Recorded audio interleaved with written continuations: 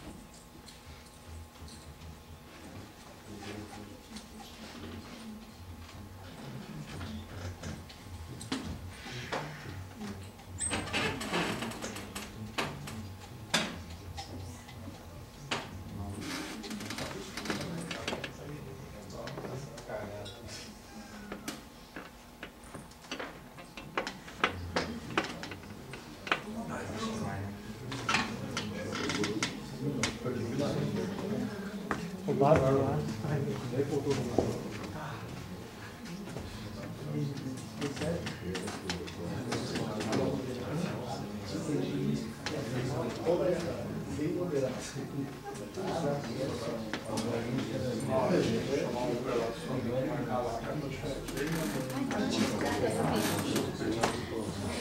vou te mandar um print.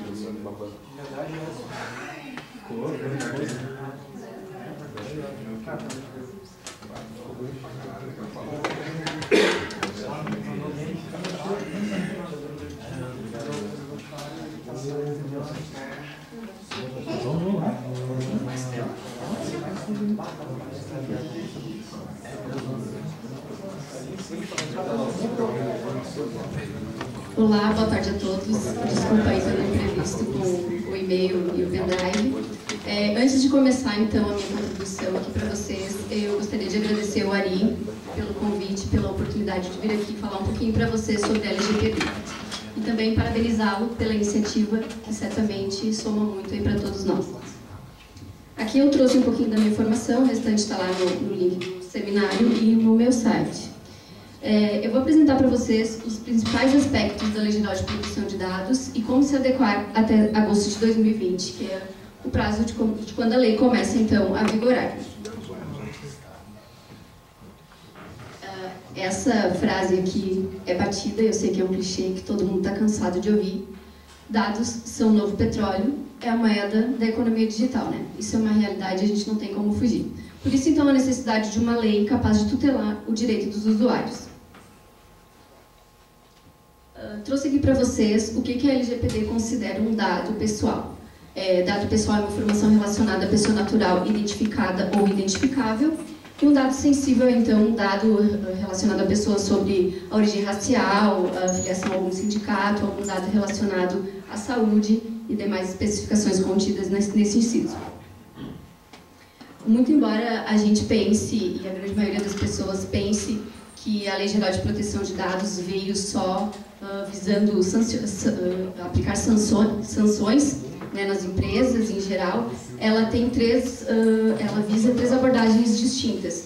A primeira é a tecnológica, né, a aplicação de soluções capazes de conferir segurança, e no plano da governança também, a revisão e elaboração de todos os contratos, normas, políticas internas, né, políticas de privacidade da empresa. E educacional, que eu acho que até já foi falado ali, eu não recordo o nome do colega que falou, mas é o princípio de tudo. Até, inclusive, o Marco Civil da Internet já falava em algum artigo relacionado à educação, né? A educação é o princípio para essa lei, muito embora todo mundo pense que ela é só para punir, né? E não é verdade. Por que o Brasil criou, então, uma Lei Geral de Proteção de Dados?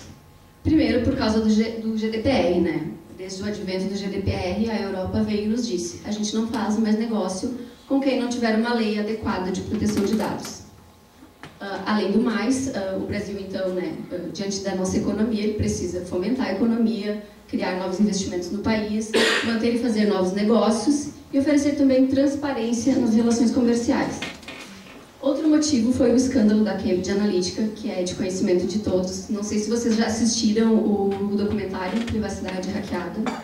Eu acho que traz uma abordagem bem bacana em relação à forma como é feita a mineração de dados e a forma como a utilização desses dados de forma inapropriada pode mudar todo o cenário, né? Como a gente viu na série, que foi o resultado das eleições nos Estados Unidos. Dada a relevância do tema, a proteção de dados pessoais, já existe um projeto de emenda à Constituição para ela passar a incluir o rol dos direitos fundamentais. Então, dentro de pouco tempo, com certeza, já vai estar incluída ali na Constituição. A quem se destina a Lei Geral de Proteção de Dados? A lei se destina a qualquer pessoa física ou jurídica, de direito público ou privado, que realize uma atividade em que se utilizem dados pessoais. E aqui não é só no âmbito digital, tá? É por meios físicos também. Deve obrigatoriamente ocorrer no território nacional, objetivar então o fornecimento de bens ou serviços e que os dados tenham sido coletados no Brasil. Aqui eu trouxe para vocês, e eu não vou falar de todos os artigos, não se preocupem, porque a lei é extensa. Eu trouxe os principais. Óbvio que todos eles são importantes, mas aqui para nossa abordagem acho que esses são os que mais têm relevância. O titular dos dados, então, que é a pessoa natural a quem se referem os dados pessoais que são objeto do tratamento. Aí o controlador, que eu não coloquei aqui, mas é a pessoa que recebe os dados, que faz a coleta dos dados e que pede consentimento para este usuário e que é o responsável por toda a análise da proteção de dados. O operador é pessoa natural ou jurídica de direito público ou privado que realiza o tratamento dos dados em nome do controlador. Há casos em que uma empresa vai ter operador e controlador. São casos específicos aí de empresas que, né, trabalham com host, enfim. E o encarregado ou DPO, que foi que eu comentei com o Ari, sobre o que eu falo? Eu disse, acho que a galera está a fim de saber sobre o DPO. Né, esse encarregado aí é um novo, é novo aqui para nós, né, e é uma nova oportunidade para todo mundo. O encarregado ou DPO, então, ele é uma pessoa indicada pelo controlador ou operador para atuar como um canal de comunicação entre o controlador, os titulares de dados e a NPD. Quem é o DPO, afinal? O DPO ele é um conselheiro da companhia que diz respeito às práticas que a companhia deve adotar, mas ele não é o responsável pelo cumprimento dessas diretrizes. Tá? É o controlador que vai estabelecer, junto com seus colaboradores, terceiros, fornecedores, a forma como vai ser regulada a questão da privacidade. É o DPO quem vai fazer a supervisão da estratégia usada na preservação dos dados, quem fará o projeto de conscientização de toda a equipe, ou seja, ele que vai dar as palestras dentro da companhia. Ele vai ser responsável por educar a companhia e os colaboradores acerca dos requisitos de conformidade. Ele treinará os profissionais envolvidos nos processos e também fará as auditorias de segurança, ou seja, o DPO tem muita responsabilidade aí na questão da privacidade e proteção de dados. Além do mais, ele será o canal de comunicação entre o usuário, o controlador e o operador e entre a NPD. O que isso quer dizer? O DPO, o nome do DPO vai ter que constar nas políticas da empresa, tanto nas políticas internas quanto nas políticas de privacidade. O nome do DPO é o nome que vai estar lá na Agência Nacional, na Autoridade Nacional de Proteção de Dados. É com o DPO que a agência, que a autoridade vai se comunicar, então a responsabilidade dele é muito grande. O que é essencial para o DPO, para ele exercer essa função tão importante? Primeiro, conhecer a legislação, ter experiência em governança, saber quais as informações que a companhia detém, ter facilidade de comunicação, diplomacia, porque ele vai interagir com várias áreas dentro da empresa, então isso é importante. É importante também ter a confiança da diretoria, porque ele vai acessar muita coisa confidencial, muitos dados confidenciais, informações sobre a empresa. E agora eu trouxe para vocês, são 10 princípios e eu não vou falar sobre todos eles, porque senão a gente vai se estender demais. Trouxe a finalidade, que é um dos princípios fundamentais.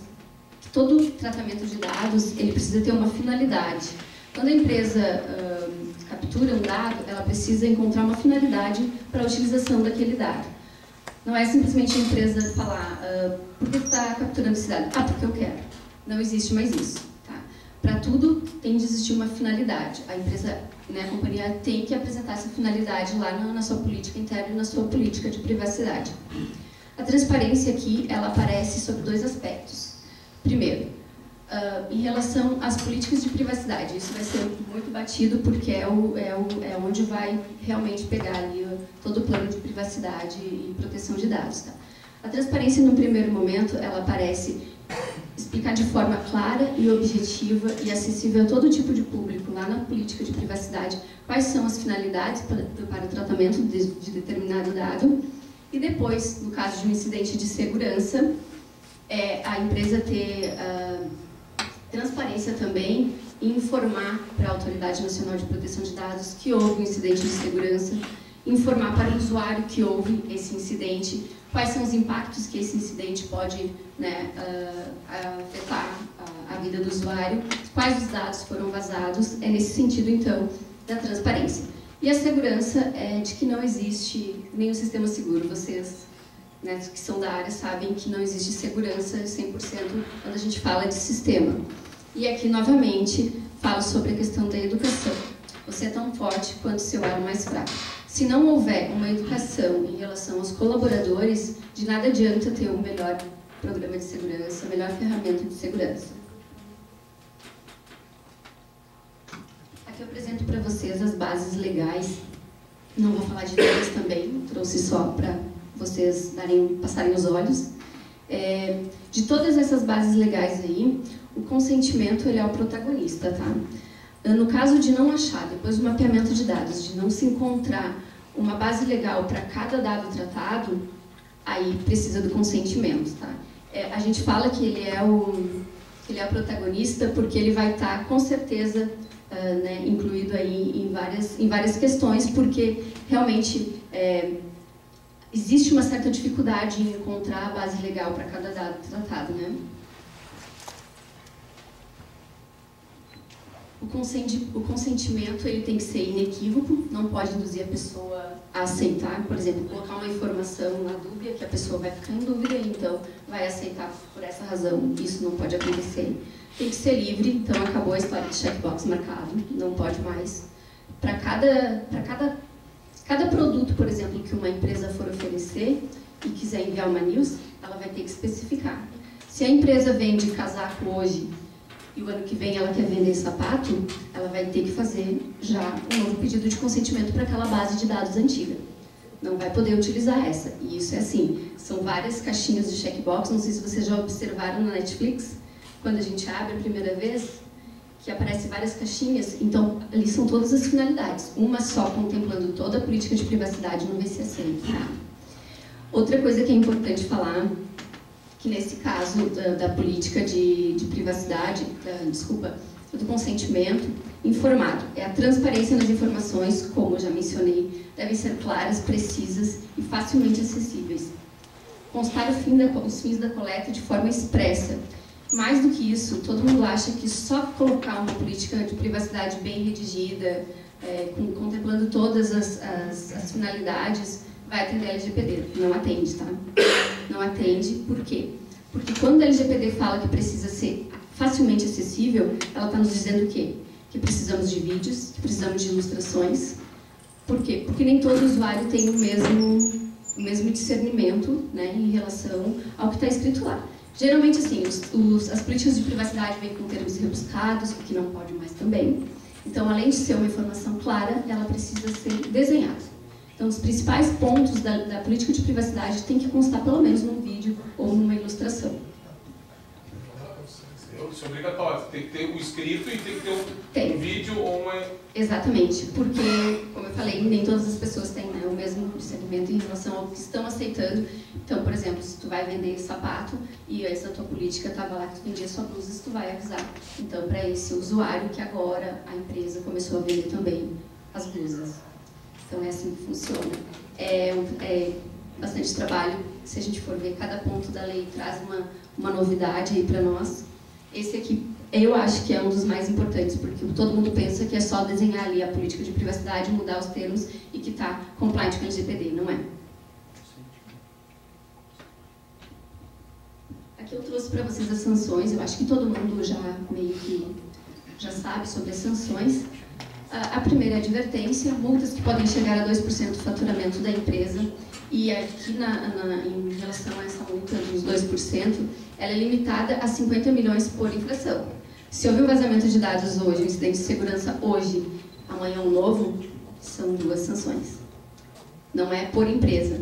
E além do mais, além de todas essas sanções administrativas que a ANPD pode aplicar, a empresa não está livre de levar um processo judicial. Então, aí pleiteando danos morais, danos materiais, enfim.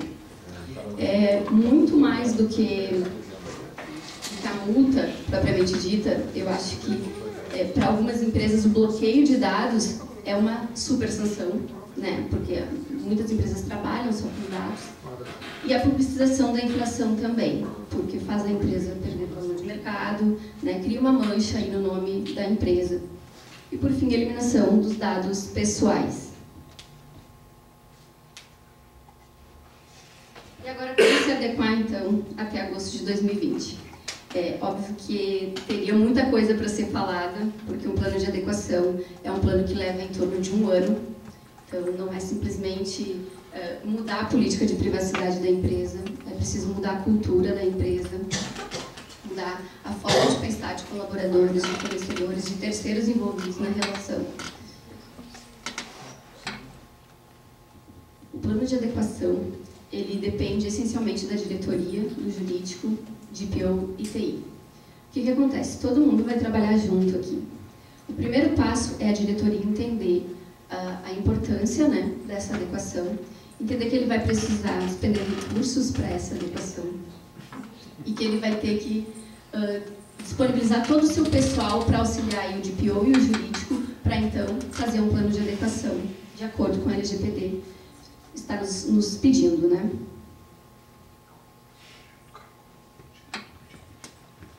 A LGPD, ela veio e nos disse que a gente precisava nos adequar, né? Só que não veio com manual. Não sei se vocês leram alguma coisa sobre o GDPR. E aí, então, a maior reclamação lá para os europeus é essa. Veio a regulamentação, mas não disse como era para fazer. Então, assim, cada consultoria vai fazer da forma como acha que está, né, que está correto, de acordo com a legislação, vai orientar, então, aí as empresas, né, a trabalharem da forma como ele acha que está certo. Aqui eu trouxe para vocês a forma como eu estou fazendo com os meus clientes. Tá? O primeiro ponto, eu faço uma palestra dentro da empresa apresentando os principais aspectos da lei para a diretoria e para os colaboradores. Assim já engaja todo mundo em relação, né, a esse assunto, já deixa todo mundo por dentro, né, da lei. Claro, nessa apresentação eu faço um enfoque um pouco maior em relação à lei, aos pontos, a outros pontos mais importantes em relação à lei. Então, exposição acerca dos pontos mais relevantes, a necessidade da mudança na cultura da empresa, e isso vai ser muito batido, precisa mudar a cultura da empresa, porque o que a gente ouve muito por aí nos seminários, enfim, nas reuniões que a gente participa. Qual é a maior causa de vazamento de dados? Vocês que são do TI. Por que ocorre? É por causa de sistema ou por causa de pessoal? Então, a gente precisa realmente mudar aí a cultura dentro das companhias, né? Alocação de responsabilidades internas, então o controlador vai delimitar ali com quem que o DPO vai se relacionar para colheita dessas informações, né? E o segundo passo, como eu falei, cada consultoria faz da sua forma. A maioria das consultorias eu vejo que já vai direto para o mapeamento de dados. Eu já parei aqui, gestão de consentimento. Por quê? Porque até a gente fazer uma triagem de tudo que a gente tem de base de dados antiga, que a gente precisa de consentimento para continuar utilizando, a não ser que a empresa queira utilizar aquela base de dados, o que não é viável, né? Então precisa fazer uma triagem de toda a base de dados antiga, verificar a necessidade de pedir consentimento para fins de permanecer utilizando a base, verificar se a finalidade não mudou, porque se a finalidade mudou, tu precisa alterar também o teu consentimento. Na ausência de resposta do usuário, o que a gente precisa fazer? Excluir. Não tem o que fazer. Não houve resposta, exclui da base de dados, porque aí está se criando um novo tipo de criminoso, tá? Que vai ficar ligado ali em quem está enviando consentimento, para poder então depois ingressar com uma ação, se não respondeu o e-mail e a pessoa te mandou mais de novo. Posso fazer uma pergunta? Pode. Para um exemplo bem simples. Eu fui no mercado da esquina, tá? E tem um cartão fidelidade lá. E é tudo no papel, não tem nada digital. Isso aí.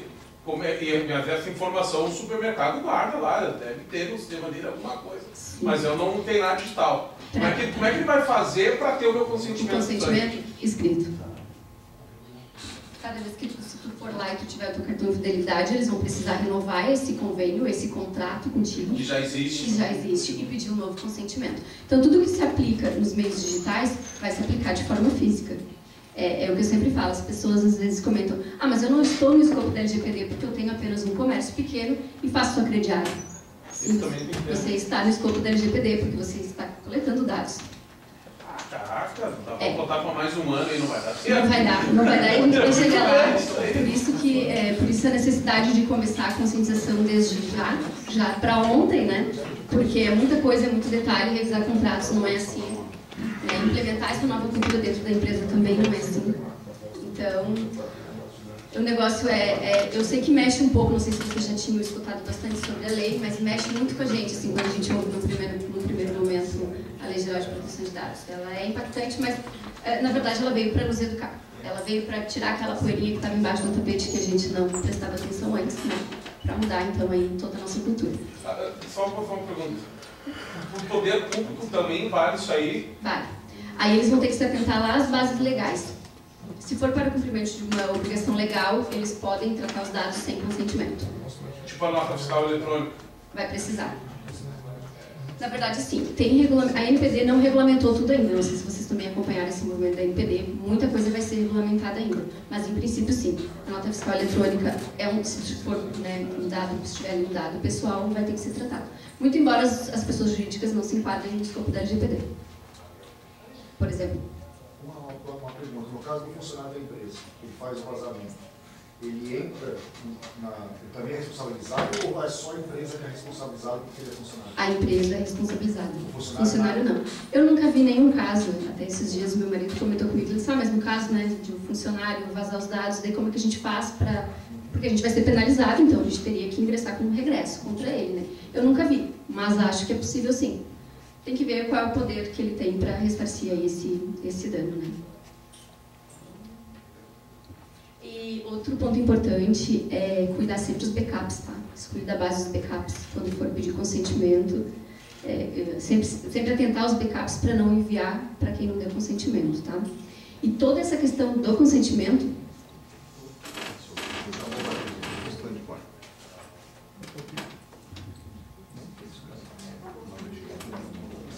Ela deve ocorrer antes do dia 16 de agosto, tá? Não pode ocorrer depois. Quando chegar ali em 16 de agosto, então, toda a base que a empresa quiser utilizar vai ter que ter um novo consentimento.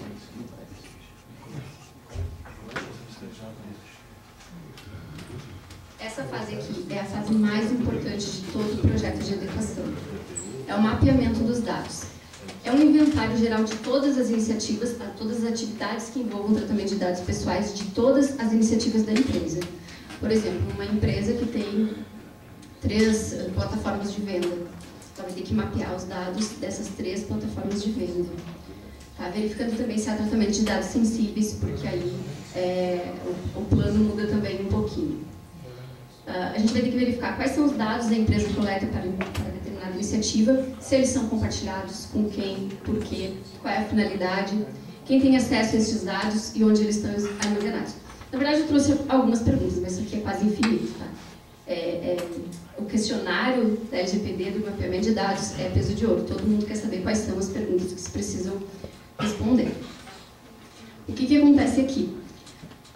O controlador ele é responsável também pelas ações do terceiro fornecedor dele. Tá? Então, é ele que tem que ter essa iniciativa de começar a mudar também a cabeça do fornecedor, terceiro fornecedor.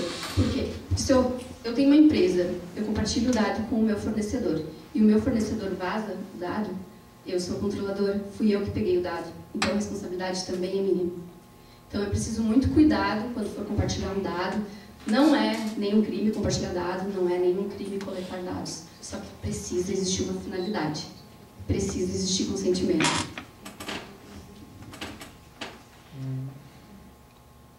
Depois de feito o mapeamento de dados, é feita então a definição de todas as bases legais.